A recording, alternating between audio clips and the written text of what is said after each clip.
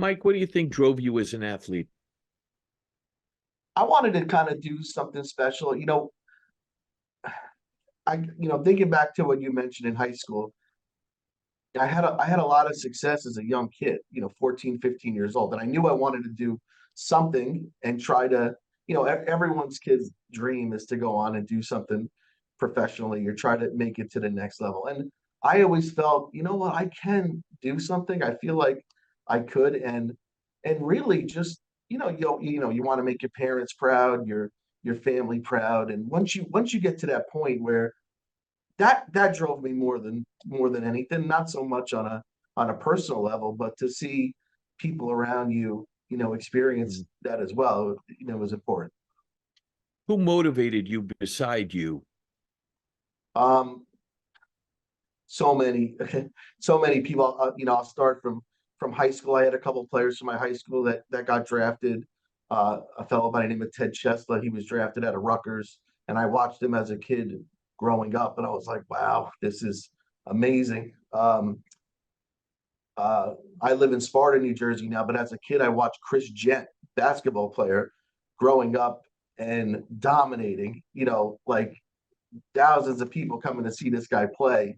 And he went on to have a wonderful career at Ohio State, NBA. I believe he's still coaching for the Lakers right now. So I watched these guys as third, fourth, fifth graders coming up. And then in college, a good friend of mine still, today, Pete Harnish, I watched what he did at Fordham and other guys, move on. And, Pete would always come practice with us during, spring training and before the season and, looking at their work ethic and what got them to where they need to be was, something that always motivates you.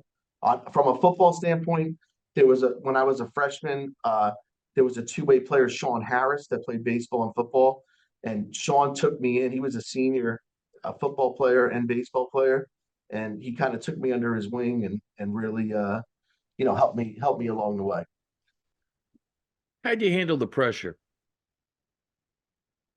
It college is one thing. As you get into pro bowl, it's a whole different animal. But really, you have to stay focused. You have to have a plan, especially in baseball. Like I train some kids for the draft now as they get ready for, trying to get to a next level. And I always say, you gotta figure out a way to block out everything, and you gotta know what got you here, right? What got you here is your ability to play and your swing, and let things take over by if you can't go to the plate and be stressed out and think what's going to happen if I don't do this or that.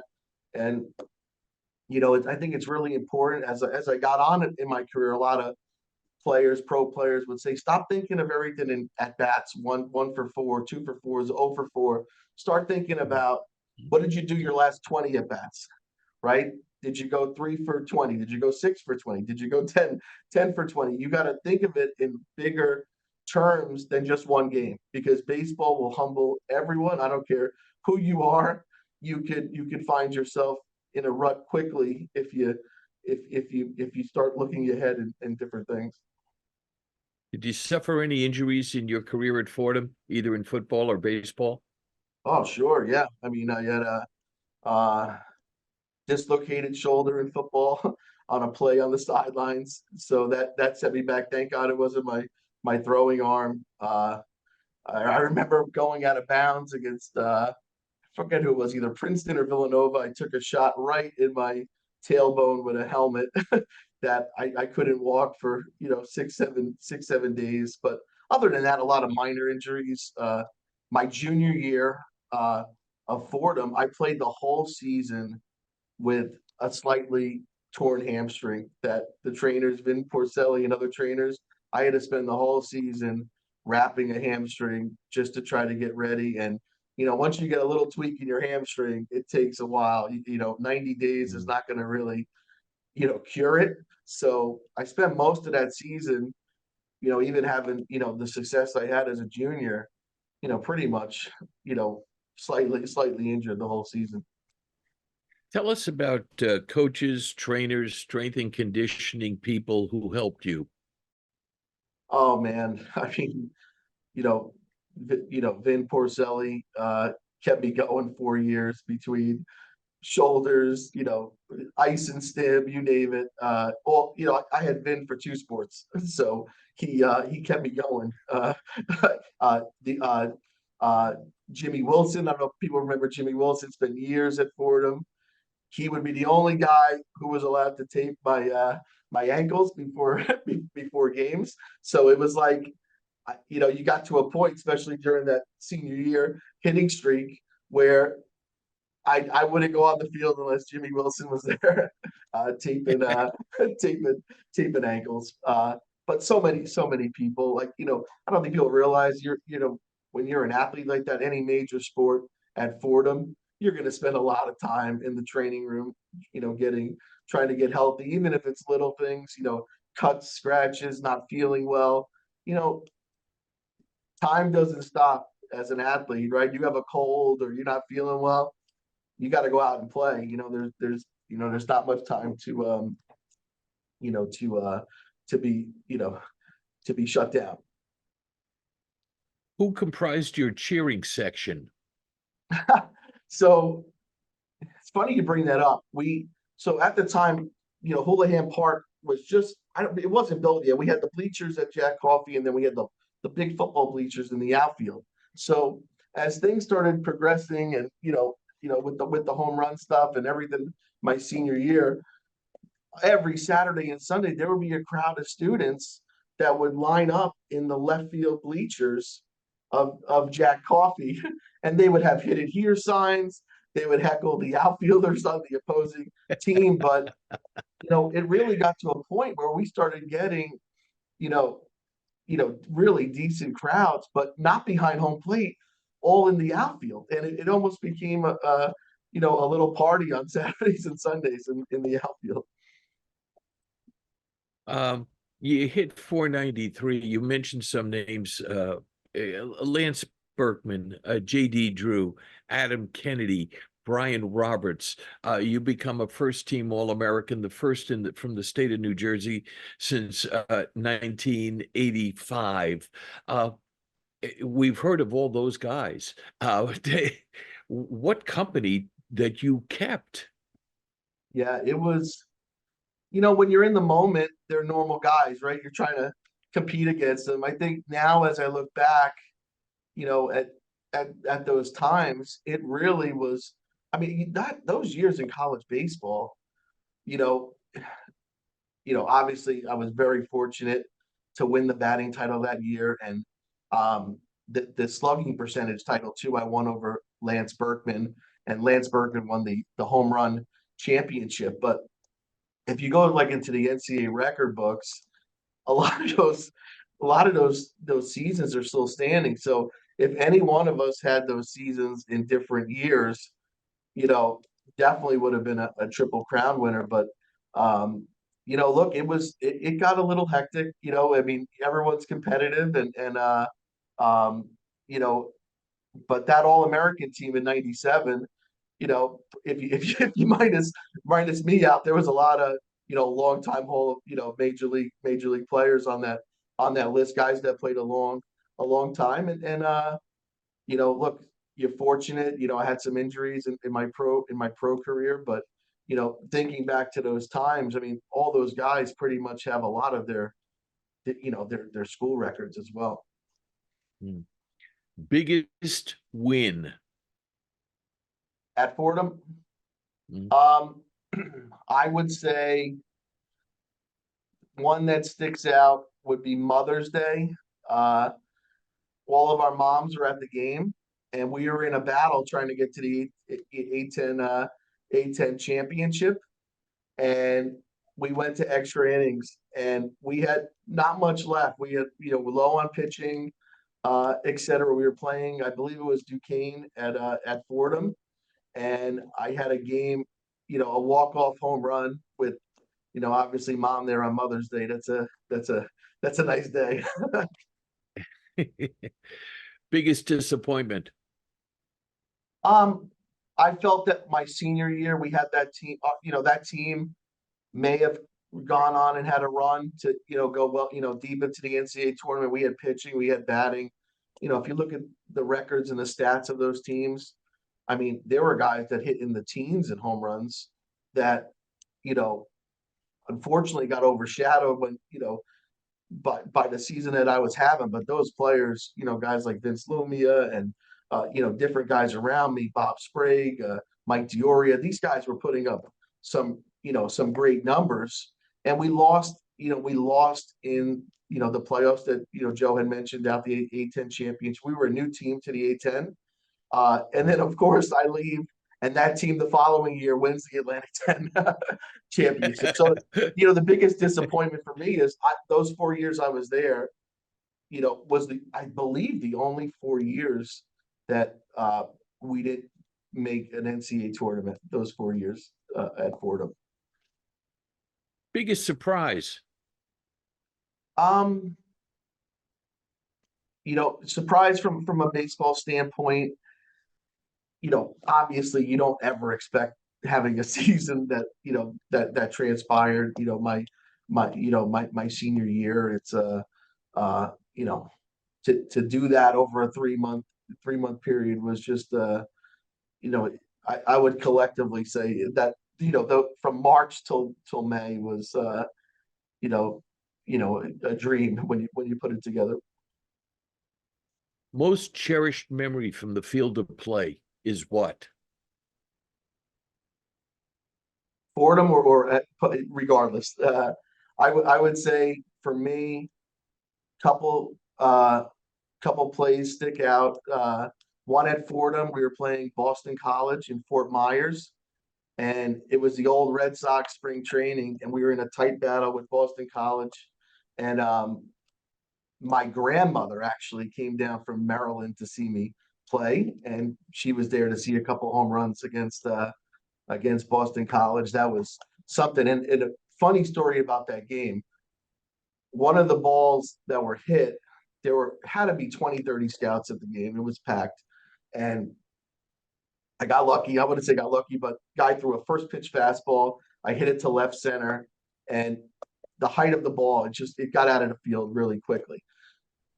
Going forward, years passed. I'm in spring training with the Mariners, and one of my teammates was on the opposite spring training field playing. They knew the game was going on, but he was in junior college at the time, a pitcher for years in the major leagues, Joel Pinheiro. He was at shortstop on the field, and he said the ball landed near him behind the stadium because we thought it was fake. He said we thought somebody threw the ball over to mess with him. He was at a junior college at the time, but to think that it was one of my best memories, and then a teammate wound up seeing the ball on the other spring training field was crazy. Through the years, I've spoken to a few baseball players, and 95% of them, when I asked them, did you expect to be drafted by the team that drafted you? 95% said no. You go to Seattle in the 20th round of the draft. Did you think it was going to be Seattle? I had a close relationship with the scout of the Mariners. He was going to take me my junior year. And look, when you're a senior, the people, when you look at the draft, first 5 rounds are high school kids, most likely, or really top picks that have eligibility. And then teams start to fill in their realm. But I went to West Point. It was weird. It was 2 weeks before the draft. I didn't hear from the Mariners. And they said, we need you up at West Point at 8 o'clock in the morning. There's 4 players coming on the East Coast, and we're doing a pre-draft.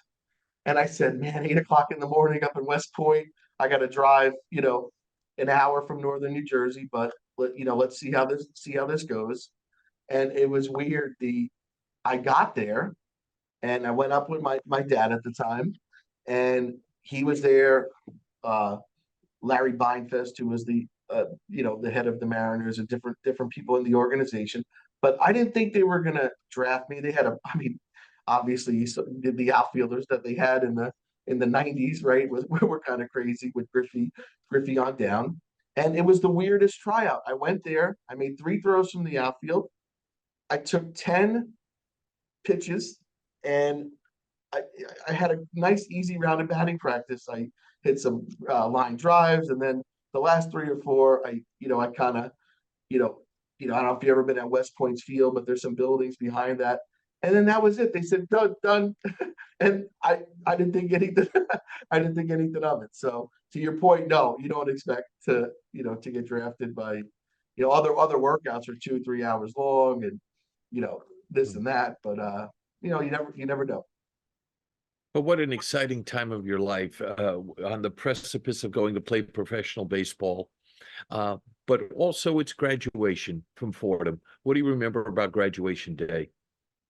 Well, I remember that I almost missed it because we were in the Atlantic 10 championship. We got back the night before, and it was a remarkable day. It was a beautiful day on campus, and uh, you know, like I said, the friends I have from Fordham are still very good friends today. I mean, we have a group text that we were on. Uh, these are non-athletes, right? Some athletes, some non-athletes, but the best thing about the Fordham community is, here we are, I'm in my late 40s now, and it's like tomorrow we could get together and it could Mm. be, like you mentioned, Walsh Hall or Martyrs Court all over again. It, as you say, there's that cohesiveness, there's that that relationship that you forge. For some people on the first day they show up at Fordham that become lifelong relationships. It's just wonderful. When you look back, Mike, and there's so much to look back on, what are you most proud of? One, that I graduated, Fordham. There's a lot of players that I played with that here they are in their 40s. They're just going back to graduate. Maybe that was one thing my mom and dad always said, you know, yes, we'd love for you to get drafted your junior year, but we also love for you to graduate. And that diploma has done more for me, now in my business career, et cetera, that I think that's the most that I'm proud of. Uh, 20th round to Seattle, MVP on all three minor league teams that you played on, the first 3 years, but then in the fourth year you suffer a high ankle sprain stepping on the foot of the pitcher, covering first, and you tore a muscle in your rib cage, and you were out 8 months, and that proved to be very detrimental for your future in professional baseball. Yeah, I mean, getting drafted, it's kind of the whirlwind, right? And like I said, I on my first year I played on the Mariners minor league team. And so coming from that season of Fordham, right, there's a lot of expectation. So I got there in June. So really I had June, July, August to do something. And so at the time my agent was also Ken Griffey's agent. So everyone kind of wanted to see what's going to happen here. And my first 4 pro games I sat. I didn't play it. I didn't play a game. And I was like, what's going on? This is crazy. And we had I mean, when I mean a talented minor league team, it was incredible. Our pitching staff in A ball was, I think we had a $3 million pitching staff. We had unbelievable first round picks. So the team was loaded. And I get it. They've been practicing, and here I show up and other players, and you try to get in the game. So I felt like I had to do something right away. And that first summer, coming off those home runs from Fordham, um, I wound up hitting 16 home runs that summer. So, I always say coupled with the 29 and the 16. So it was a crazy story. I started getting a lot of notoriety because Ken Griffey hit 19 home runs his first year of pro ball. So everyone's like, you gotta try to do this. And I'm like, well, there's only 7 games left. And my friends and I joked that year we went on to play the Rockies, and I hit a home run. And then the next day I got moved up. So I said, they're not gonna let they're not gonna let anybody break. But yeah, that first year, MVP season, uh, I it was an unbelievable year. Topps baseball card player of the month. So things started progressing. Same thing, 98 All-Star season, 99. And then, my kind of life changed. We were playing the Dodgers, and hit a line drive at a first baseman, and he made an unbelievable play, and he threw the ball back to the first the pitcher covering the bag, and me and the pitcher both stepped on first base at the same time. And in one play, I had a high ankle sprain and tore my rib cage in my on my left side. So I don't know if anyone's experienced a rib cage pull or tear, but it was tough tough to get ready. And you were out, what, 8 months? I was out, rehab in Arizona, which, all of a sudden you're playing and now you're back in the desert and you're trying to rehab in 120-degree weather. And but that whole off season, I couldn't. I knew I wasn't going to be ready. I mean, every time I try to hit, you know, after 10 swings or so, it would come back. So I went into spring training in 2000 knowing that I don't know if I'm not ready, right? And at the time, I get it now from a business standpoint, major league teams, when you have so much talent in a room, right? I mean, at the time, I was probably call it the fifth or sixth outfielder on the Mariners. I mean, you had Ichiro that came, Mike Cameron. I mean, it was packed. And but you know what? Then you go down, and it's weird. It's so hard from a major league standpoint to get to that next level. And it is what it is. I got released from Seattle, and then really had the best opportunity in my life. I finally got healthy, and then had the chance to play overseas. Right. Uh, you know, Spent to my career. spent 2 seasons in Italy, selected to their Olympic team, and then on to Taiwan. What an experience. What a Oh, it great was life great. experience. So I went to Italy. So how the Italian league works is you're allowed three Americans on a team, and the rest of the players had to be of Italian descent. So I went there, and right away they're like, "Well, this is great. We could get Mike over here. We could get a passport for him and learn how to play as an Italian." And then, smart move by the owner, he went out and got former major leaguer Jim Thatcher, who played for the Phillies and the Padres for a while. He got NL East stolen base leader and leadoff batter Chucky Carr from Florida Marlins. So we had an unbelievable team. Those guys played as Americans, but yeah, it was a wonderful experience. I played on the national team, and got to play and all over Europe, Japan, and then the World Games as it is now in Taiwan, Taipei and Kaohsiung, Taiwan. Spent a decent amount of time out there. Any regrets? Yeah, one regret I had was maybe I should have just played one more, one more year. That tournament out in Taiwan, I had a pretty good tournament. I faced some tough teams. I don't remember Jose Contreras, pitcher for the Yankees. We opened up against the Cuban national team. I had a couple hits, and then had a really decent tournament. And I thought that was gonna get me back. And when I got back, right away, I had a workout with the Milwaukee Brewers, and it was right before spring training. They're like, "Listen, we might not have a spot, but can you come down?" And we didn't have a lot of guys with home runs in our system. And I went down to Arizona, and I had a great workout. And the scouting director called me at the time and said, "We just don't have any spots. You got to kind of hang in there." And look, at that time, I'm in my late I'm in my late 20s. I had an opportunity to go back and play in Taiwan, but I had to make some decisions, and that was kind of the end of my career. But sometimes I think about, maybe should I have played one more one more year. But the problem with baseball is you always think you can play. You can keep playing, and it's a tough sport. I mean, look, there's not many guys that have played in the big leagues, and if you do get that opportunity, great. But you also have to know when it's time to move on. And soon thereafter, you're inducted into the Fordham Hall of Fame, 2003. How were you told? I believe, I got a call, and I got a package at my place where I was living at the time. Said, "Hey, this is going on." And I said, wow, this is great. I feel like I just got out of got out of college. It was only six years out.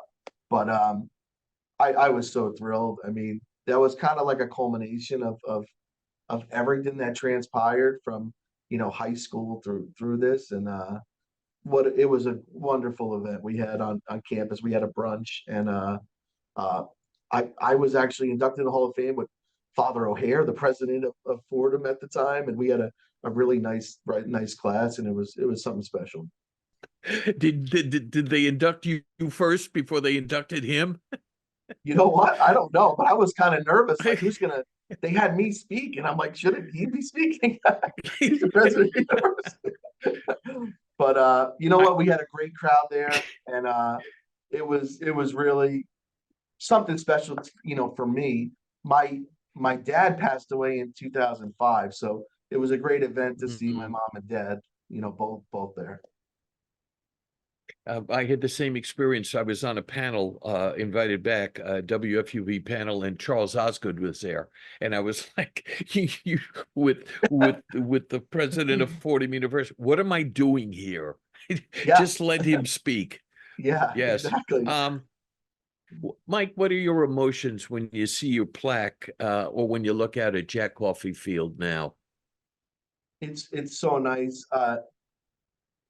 Randomly, a couple of my friends who I played pro baseball with were on campus a couple weeks ago. There was like a swimming tournament, and a friend of mine who played for the California Angels was there, and he goes, "Hey, guess what? I'm on campus," and he was taking a picture of the plaque. So randomly, I'll get like a picture sent to me, or now friends of mine who have kids who are maybe going back to Fordham on a game or go see a basketball game, and it's so nice to to see that people remember that stuff. And it's great, bringing my kids there to see it. It's something special to my two girls to kind of see, take a look at the take a look at daddy over here. So it means the world over anything.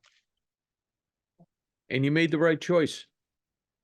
Yeah, like thinking back, I like I mentioned, as a young kid, with I mean, and there were schools that would come, during my breaks in high school were spent meeting college coaches, football, baseball, and you never, Fordham didn't come, right? They were saying, "Oh, I got all these other schools coming," and sometimes it works out because it would have probably played out. I would have gone on to play, you know, college football, and none of this would have ever happened. And I always say, yes, did I have the ability to play for him? Yes, but I still consider myself a walk-on, right? They had other recruits that they played, and we still joke about it. We still joke about it today. And I tell these coaches, I said, look, have a tryout. What do you have to lose? You might have someone show up at a tryout that you know you never thought could do what you need to do. The, Right. the world, the recruiting world, because I see it a lot now. It's so difficult now. Everyone is all about, I got to get to watch a kid at a tournament in Arizona or Florida. And a lot of kids, if you don't get a lot of notoriety, it's tough to get seen. Mhm. Everything's shrinking. You got the transfer portal, you got a lot of stuff going on. And it's difficult for a kid, especially from the Northeast, to, you know, just doing their own thing, get to a point where they can be seen. And there's a lot of talent out there. You'd be surprised that goes unnoticed. So what are you doing now?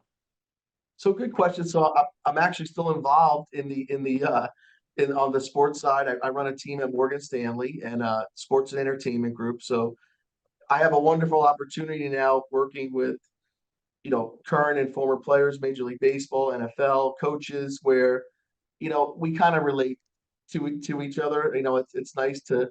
I was talking to a client yesterday who is in the minor leagues, going through a lot of stuff. So really, just helping players transition from their current playing days now to post career, and how to make that happen, how to protect your money. So it's really a nice way to give back, and because look, there's a lot of stuff that we never had to deal with, social media, different things. I mean, as you see, even high school kids now. getting thrown a lot of money on NIL deals and especially now leaving the college ranks, and it's overwhelming, right? Like a kid, a player coming out of even a major institution, all of a sudden now you have an advisor, an agent, a lawyer. It's just it's overwhelming, and we try to come in and try to simplify things.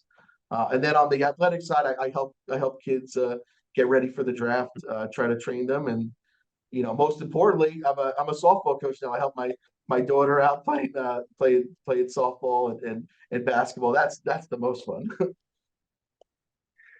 Mike, the floor is yours. Sum up your Fordham experience and what you'd like to say to the Fordham community. Fordham community has embraced me, and my family. The alumni, there's so many to thank.